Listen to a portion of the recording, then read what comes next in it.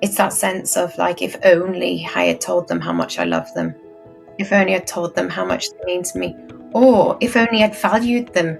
And often people reflect on their last interaction with someone as well. So if it has been left on negative, so if you had an argument with someone and then someone sadly passes, then not only did I not tell them, but it was left in a negative place. And so they're trying to also process that.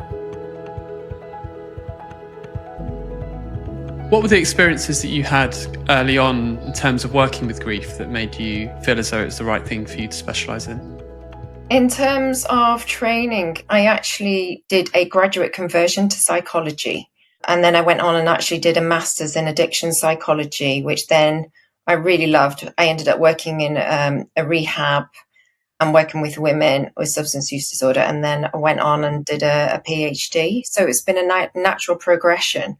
And in terms of specialising in grief work, for me, I feel like grief is often very much misunderstood or minimised in our society. So I really wanted, and grief affects us all in some capacity. So it actually was something I was really drawn to working with. I think it goes beyond just the working, actually. I think it's the experiences. So for instance, when I was growing up, I knew that my dad had experienced the loss of his brother at a young age to cancer, and his brother died at 20. And the way that his parents dealt with that, it was very much shutting it down. They didn't talk about grief. They didn't talk about the loss. And so he just, him and his brothers had to just deal with it and internalize that. And I remember growing up thinking, gosh, what an unhealthy way of managing that process. And seeing the impact of that. And then obviously as an adult, well, even in my formative years in childhood, a friend lost her sister to drug abuse. There was another person that I knew that had sadly killed themselves through suicide. So, grief and loss, everyone experiences it in some form. And I think so I was very much drawn to actually understanding this to a greater capacity and how to support people, because I think there's a lot of shame attached to grief. So it's about normalizing people's experiences and encouraging people to talk about it. So I obviously then, working in addiction, a lot of loss is interlinked in addiction. It just was a gradual progression, actually, that more and more people started coming for therapy around grief and the loss of something, whether it was a relationship, whether it was a bereavement, whether it was the loss of a home or finances, these things that had really impacted them on a deep level, and wanted to process them in a safe place. What do you think the link is between shame and grief that you mentioned? Well, I think there's a lot of shame attached to grief, because actually, unfortunately, in our society, it's very much misunderstood and people don't necessarily know how to process it in a healthy way. I mean, how many times do you have someone that comes maybe into therapy and the expectation is that people want them to have overcome their grief because they can't sit with it? People don't know how to communicate with people who have experienced a loss. So they're like, oh, I don't know what to say to this person. I don't know how to be around this person. Or they say to this person, oh, are you not over that yet? It's been a year. Have you not moved on? Are you thinking about another relationship? And what they've got to understand is that people do not move on. It's about adaptation. It's about integration. It's about changing their life and adjusting to this new reality without that person. But so many people, I think, don't know how to deal with it and process it in a way that is healthy. Maybe an unconscious expectation that after a certain amount of time, they should have moved on or they will be past it. And so, admitting to someone that you're still struggling with something like that, the fear is that they might respond by saying, oh, you're not over that yet. Getting over the loss of a relationship can be incredibly difficult. And 2 years later, you can still be grieving the loss of that person. And people are like, oh, you're not over her yet. You're not over him yet. 100%. And then it is how the person has dealt with that process ultimately, which shapes their recovery in a way and how they heal from that. Research has shown those that talk about how they're feeling and are able to communicate or access support groups or networks and things around grief and loss do fare better than those that internalize and perhaps isolate and don't know how to manage it in a way where they ruminate, and then it affects their behaviors, it affects their emotional state, and they really struggle. But also people come to therapy because often I think they reach a point where they don't want to burden other people as well with, with friends, with talking about it. They get to their own point where they're like, right, well, you know what, I've talked about it to my kids or I've talked about it to my friends and they don't want to hear about it anymore. So they obviously want to come to someone where it is a safe space, where they're not going to be judged and they can use that, to process how they're feeling. How can we think about what grief is in very simple terms, kind of psychologically and from an evolutionary perspective? Grief is a multifaceted way of processing a loss, and it's very dependent, I think, on the attachment, the depth of the attachment. And it's a disruption to someone's identity. Someone who is pregnant, for instance, and then they have a miscarriage. It's like the identity that they're going to be a mother, and then they have to adjust to the fact that not only have they got lost, but they've lost the identity of becoming a parent in that moment. So psychologically, grief can include, emotional symptoms. So it's things like your anger, your sadness, your guilt. Cognitive symptoms, so that's more your disbelief, your confusion, your preoccupation with things. The physical symptoms, that's when people struggle. They can't sleep, they're struggling to eat, and they're struggling to engage with things.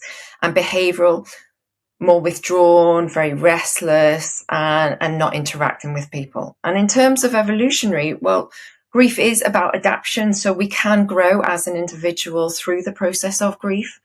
And I think it is about learning, how do we make new social bonds? How do we adjust to that loss? And how we almost create another alternative. It's not about moving on again, but it's about how do we adjust and find our place in this world without that person in a physical sense, because we still love them. We still have the bond to someone.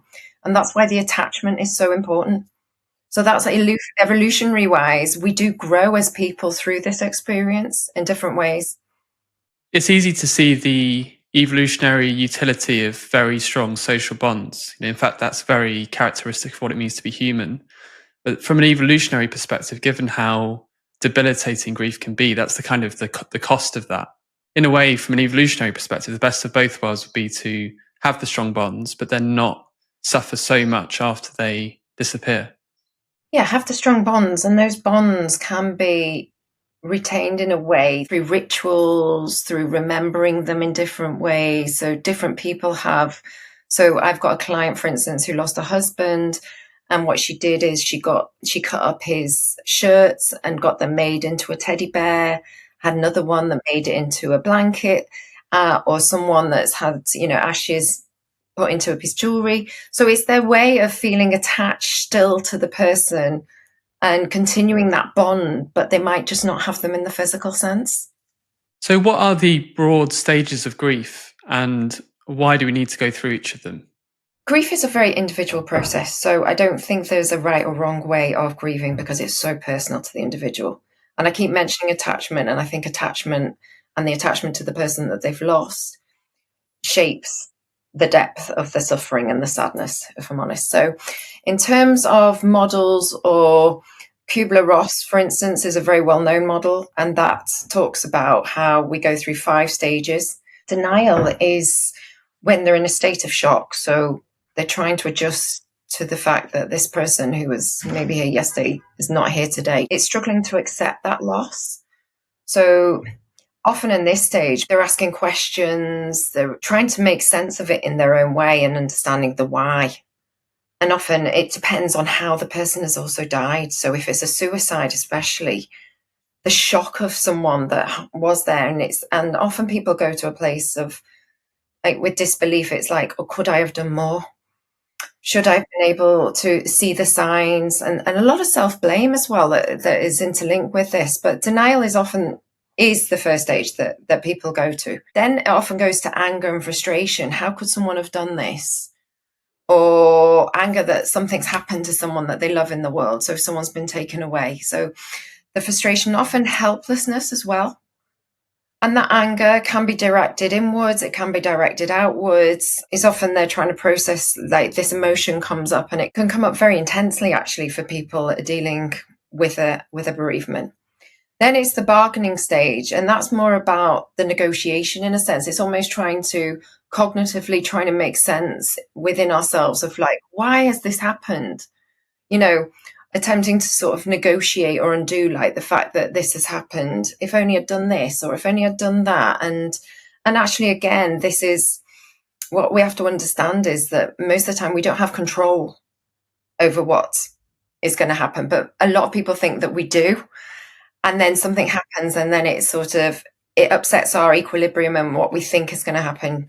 And then depression. So that's obviously the intense sadness and loss and the pain, and that can be very debilitating for someone. People can withdraw, they can avoid their feelings. The sadness can be very overwhelming and very debilitating. And then acceptance is which is the final stage.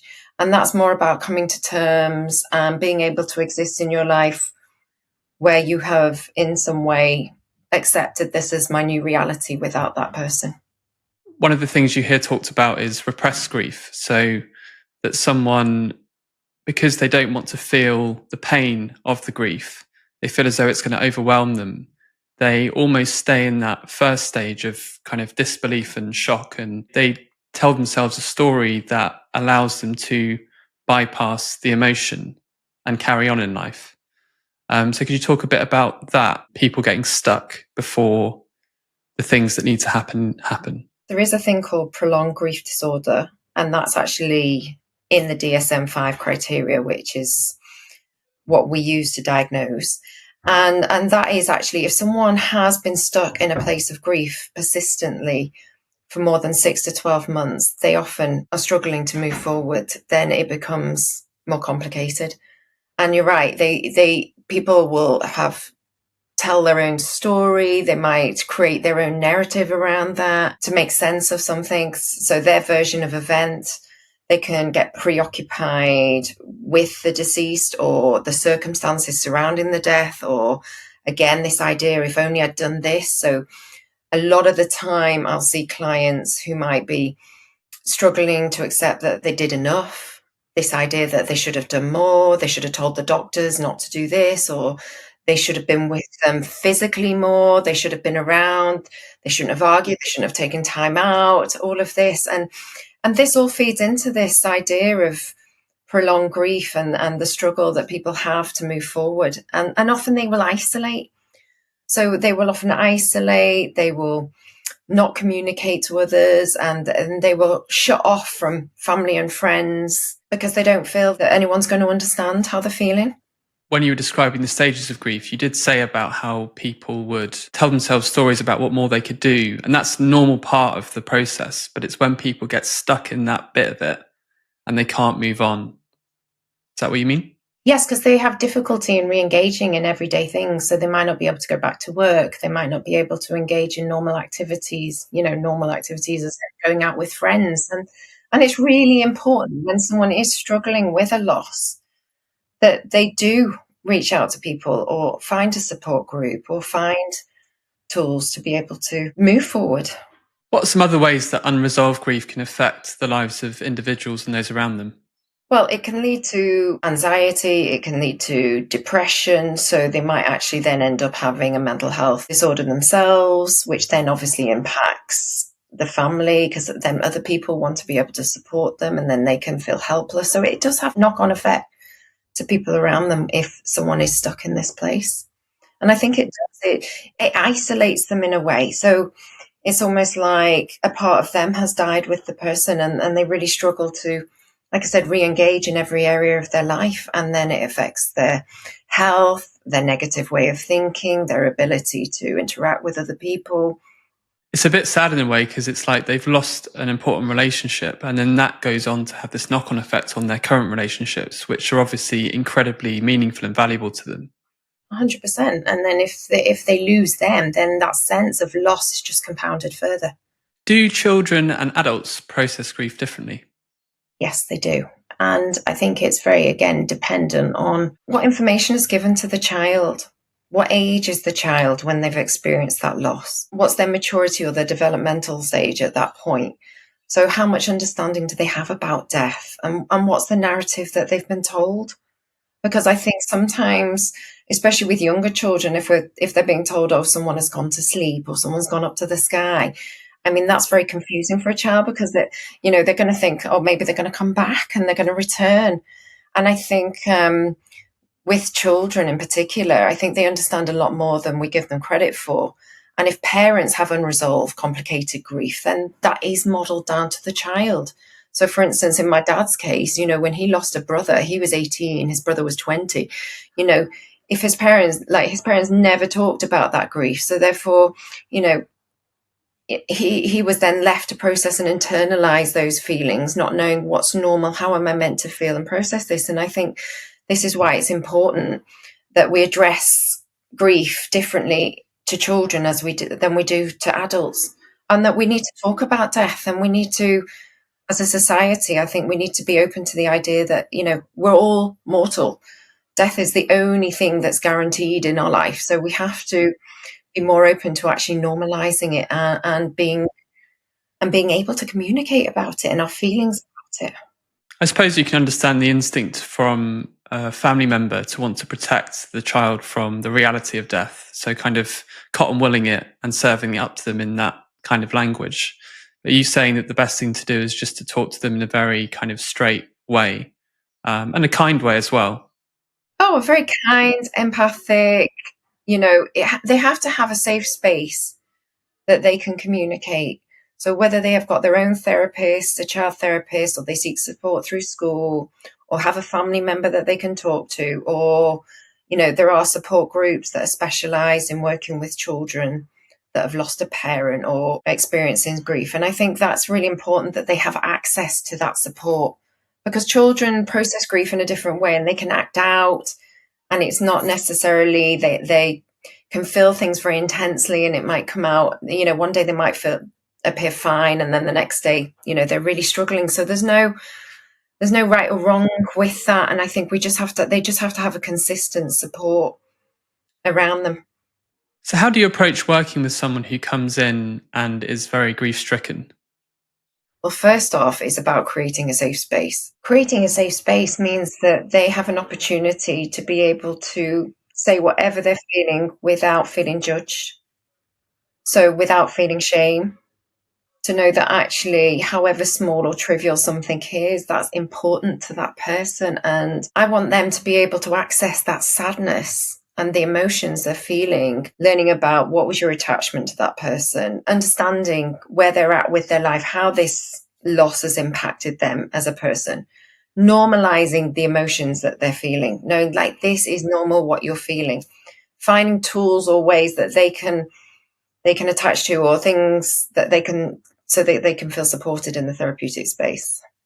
What are some of the guiding principles or tools that you found to be effective in helping people cope or move forward with grief?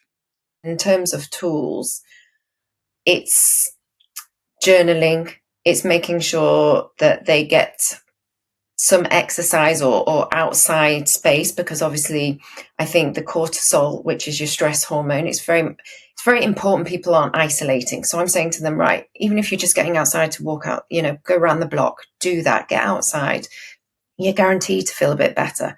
The other thing is, if they've lost someone unexpectedly, or even if you haven't, another really powerful tool, I think, is writing a letter. So writing a letter to the person that they've lost to express anything that they might not have been able to express to the person when they were alive, and then burning it. And I think that's very symbolic of almost like being able to let go of things that might not have been able to share before. Groups, support groups outside of the therapeutic space, and being able to find people in the same boat. So if you've lost a child, it might be support groups for parents that have lost children, or people that are widows. So all of these things I think is really important. So it's finding ways to help them express themselves and connect with others who are going to kind of validate their experience. Exactly, because we know from the evidence that shared experience, or talking about shared experience of grief, is really powerful in terms of the healing process. We don't move on, we move forward. What's the difference in the nature of the grief that you observe in someone who has lost a relative in an unexpected way? So let's say an elderly relative has slowly deteriorated, versus losing someone very unexpectedly? The shock and the disbelief and the self-blame. So, for instance, when I work with someone who has lost someone to suicide, I mean, that brings up so much emotion. They go to those places where it's like, well, if only, why didn't I see the signs? So there's a lot of self-blame, there's a lot of judgment attached to that. They also struggle to adapt to the place where they can accept that they will never know why someone did this. So it's a very difficult process when grieving someone that has been taken away from us unexpectedly. They're also trying to navigate it in terms of we go through life with the expectation that we're going to lose our grandparents first, and then we'll lose our parents, and then we're going to die before our children. And when that order gets disrupted and someone that you don't expect, it's just a whirlwind of emotion. It can be very overwhelming to the individual. So I think it's trying to work through that, whereas opposed to if someone comes in who's perhaps lost their husband to cancer, and that obviously is traumatic in itself, but they might have had a chance to say everything they've wanted to say. They feel that they might have been able to do everything they could do. They've talked to the person and almost understand what they need to be doing to move forward, if that makes sense. They will often be able to say, right, okay, we'll get our life in order and I'll leave this. It might be finance, it might be the house, it might be practical stuff, but actually often if someone has died unexpectedly, they're having to deal with so much more than just the loss of the person. So I think all of these things are so important. So I think it's your attachment to the person, it's the shock is really key. And I think all of that impacts how you process your emotions. One of the things I think would be really difficult is the idea that you didn't have the opportunity to let that person know how much they meant to you. Whereas when someone is deteriorating and you can see it coming, you can make the effort to do that. In no uncertain terms, make them feel loved. Whereas when someone dies unexpectedly, you feel like, God, they didn't know, or I wish I'd told them that more. And that can be a very painful thing. No, you're right, because it's regret. I think that's the key thing here. You're right. It's that sense of like, if only I had told them how much I love them, if only I'd told them how much they mean to me, or if only I'd valued them. And often people reflect on their last interaction with someone as well. So if it has been left on negative, so if you had an argument with someone and then someone sadly passes, then not only did I not tell them, but it was left in a negative place. And so they're trying to also process that and the guilt, and then that can be very traumatizing for somebody. Do you think grief is always relational? Or do you think you can grieve the loss of something like a job or an object? No, I think, of course, it goes beyond just relational grief. The loss of your home that you might have, built up. It could be the loss of a relationship, the loss of a sentimental object that you can grieve for. So it isn't just relational.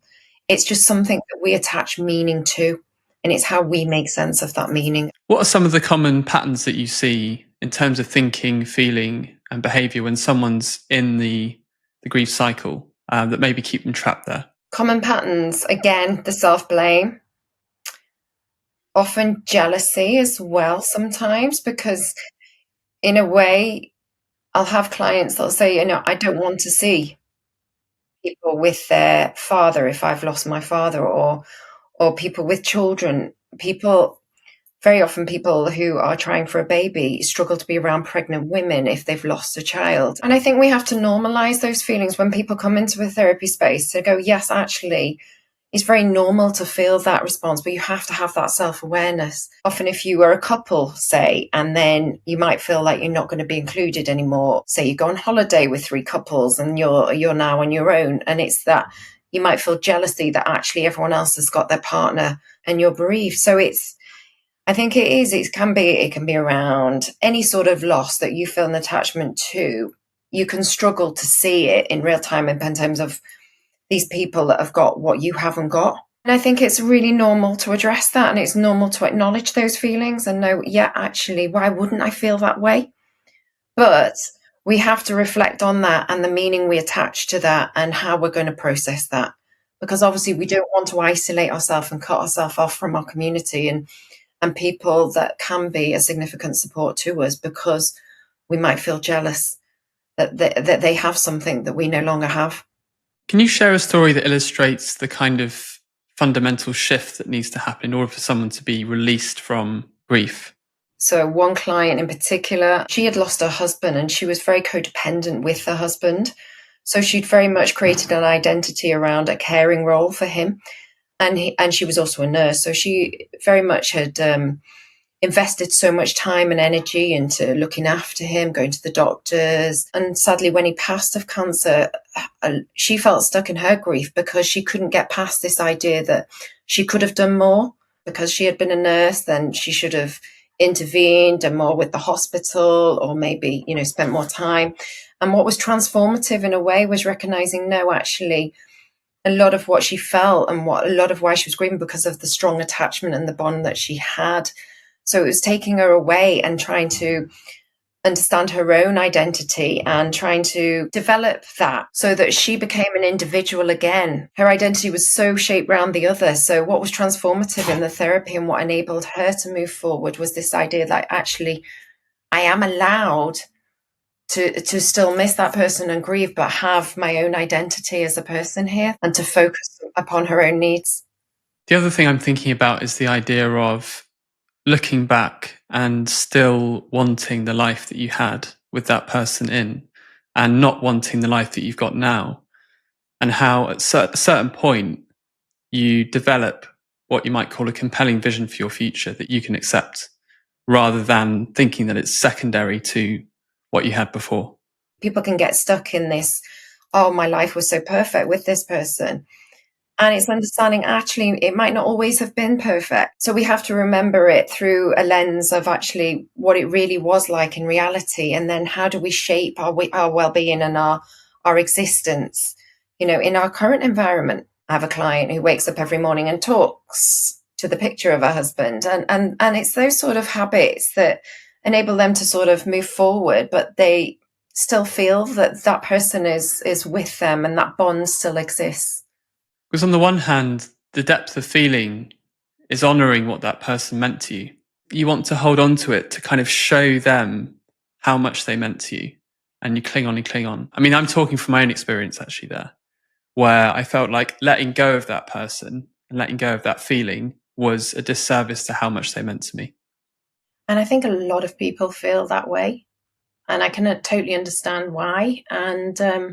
And again, I think it's a normal response and we have to acknowledge that part. But it's also recognizing that actually you've got to question, would the person want us to hold on to that? We can't measure their love, and the attachment by we never move forward. We don't let go. So us existing and us living is not about us ever dismissing or letting go of the meaning that we attach to that loss.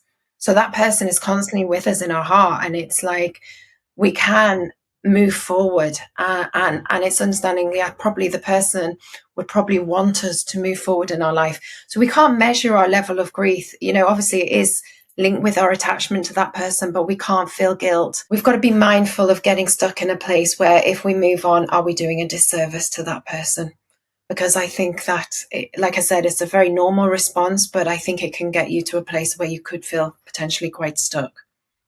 In what ways do you find the work transforms you? I feel very privileged to work with people who are, who come in and they're at their most vulnerable. And I think it can't but shape you as a person to witness someone's process, to witness that deep pain and the growth that they make. And it makes you think about your own mortality. It makes you hear so many stories that it makes you value life in a different way where you can't take anything for granted. And I think I think it's gratitude. I think for every day, it's like, right, that we exist, anything could happen around the corner. And a lot of the time we can't control the outcome. So I think we have to accept to see their growth in the therapy. I think it is very, very powerful. And to know that actually they have this safe space and then they leave in a better place than possibly when, well, that, of course, that's what we want them to be, to leave in a better space than when they started. I think it's very empowering and it's very rewarding. One of the words that's coming to my mind is courage. And when people come in to work on this stuff, they're often faced with one of the most difficult tasks that they're going to have to undertake in their lives, and just the role of courage in the process for them to face up to that, and what it's like for you to work with that and see that. I think it's a real honor because people, you're right, it's like it takes courage, but I don't think it's just about bereavement almost. I think it's anyone making that step for therapy. It takes courage because you are going to be vulnerable ultimately with someone who is a stranger. So you're letting your whole inner fears, your emotional state, everything, you're very exposed. It's a very powerful thing to actually embrace the therapy and to open up and share all the feelings and the emotions and all the thoughts that you attach to your loss in the hope that you're not going to be judged with someone. You need to feel that you're in safe hands with someone. It can blow you away how brave and what people go through, to be honest. And I think it's just incredible how strong people can be and their resilience and the strength and resilience that people show at that lowest point. I think it just shows you how incredible human beings can be. Have you noticed a big difference in how men and women deal with grief? From experience, men tend to internalize a bit more. So women tend to talk a bit more openly about how they're feeling, where men are more prone to suppress it. I still think there is a bit of shame or a bit of reluctance to seek support. It's almost like, oh, I just have to deal with this. But I think it's really important. I think that climate is changing. I think the landscape is changing where I think people are more open to accessing therapy and seeking support, and I think that they should.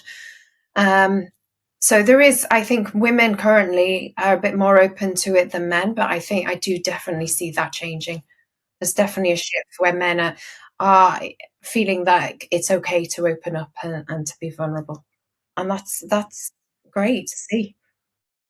What do you think we could be talking about as a society that would move that one stage further? In terms of grief, I think it's just normalizing the fact that we are all going to die, that the fact that actually it's okay to experience a range of emotions, that depth of sadness, and to know that actually it doesn't have to be as complicated as we make it. I think we, as a society, especially in the West, we don't embrace it in ways that other cultures do. So I think we are prone to like, oh, let's not talk about it. And like I said at the beginning, people don't know how to communicate with people that have had a loss. And they go, oh, no, I'd rather, I'll just give them time. I'll let them process it, or I'll avoid communicating. And I think that's the opposite to what we should actually be doing. I think, unless the person says, listen, please, can I have some space right now? But I think we should be checking in on people. We should just let people know, I'm here for you if you need me. I don't think there's any right or wrong way, but if we avoid talking about it, then it becomes this much bigger thing. And as a society, then we just suppress it. We don't normalize it. We avoid it. Do you think the seeding of faith and religious belief has had an impact on how we as a society grieve? Because the underpinning of the church used to be a source of comfort for people. I think the other thing is that when we experience a grief or a huge loss, I think it can make people question their religious beliefs as well. So in other words, I read the other week that Madeleine McCann and her dad, who was very, very religious, he said he disconnected from his religious beliefs after the loss of Madeleine. So people, they lose faith. So people can lose faith with things, but I think it can shape you. It's very dependent, like I said, on what type of religion and what your belief system is. If we think about grief, as you've put it, as being about attachment, and think about how we can grieve the loss of ourselves. So when something happens that severely impacts our sense of identity, like losing a job, but also something like having an accident and becoming disabled, or even more common, men losing their hair and them having to go through the loss of that identity. And I think that's something that we don't talk about a lot, is male balding, actually, and how that is a process of grieving. Well, that's it, because it links into the idea of how we see ourselves and our sense of self and our self-esteem and our confidence. So, like you said, if the loss of, compare to men, that's about their identity, so how they perceive they were like might look, and trying to come to terms with the fact that actually this, you know, their looks are different to what they expected to look like, and how do they accept that? I think that is key. And like you said, if you're in a car accident or something happens and you lose the loss of your limbs, I mean, again, you know, if you're a very active person, or even if you're not, it's like it's trying to work out, isn't it, how that's going to shape my identity. And all of this is linked with the loss of our sense of what we believed our life would look like. And that again goes into this idea of almost this idolized or view of like, okay, this person's going to die before us, and this person, do you know what I mean? And it's again, it's just actually we hold on to this as a way of comforting ourselves, but actually anything can happen. Anything can happen at any point. And that turns everything on its head, and then we have to adjust to our new reality. One of the things that we don't think about a lot as training therapists is the fact that we will form attachments to our clients and then they will leave. And in the best case scenario, obviously, they're leaving because they don't need us anymore. So it's kind of, there's a silver lining of it being a very positive thing, but also we as therapists are losing people with whom we spend a huge amount of time that we deeply care about. And so I'm wondering how you feel about that. I think that's a really good question, because when you have worked with people for a while, and even a short time, you can form an attachment to someone and you do care about them. We are there to facilitate their growth and their change. But when they leave, we have to accept that it's their decision, it's their choice, it's their autonomy. And if they feel they're ready to leave that relationship, yes, we can mourn it in the sense of like, I will miss them, I will miss working with them. But we also have to embrace the fact that actually we want them to be in a better place. It's actually a good thing if someone feels ready to move forward and to leave the therapy. Boundaries with people is a really important point to address as well. And what I mean by that is I often see people saying yes to things that they don't really want to do, or feeling obligated. You know, I have to go to this event, or I have to show my face, or I have to do these things. And I think in part of the healing process, we have to have very strong boundaries. And I think you have to be very mindful of what you say yes to and what you say no to, and feel okay to say no to people until you're ready. What advice would you give to training therapists who might be working with someone who is grief-stricken for the first time? You acknowledge this is an individual process for that person. So I think as a trainee therapist, it's not trying to think, oh, I need to follow models, or I need to, you know, follow certain theoretical practices. It's recognizing that actually just listen to what the person is bringing in. Just sit there, listen, validate their feelings, normalize this, show self-compassion, remind the person to have self-compassion, self-care, but also self-care around ourselves, because actually it's going to bring up a lot emotionally. And that's normal. And it is recognizing their normal feelings, but also, you know, process what comes up for you with your own therapist or your supervisor as well. And do you think it's actually necessary that you are impacted? I think if you're doing this job, you naturally are drawn to people. You're in the wrong job, perhaps, if you don't feel the sadness or empathy for somebody when they're going through that, because we're here to support them. And that's our role within this dynamic. So, you know, there is, of course, this value to feeling it. It's just a case of how we process that and how we actually bring that into the therapy.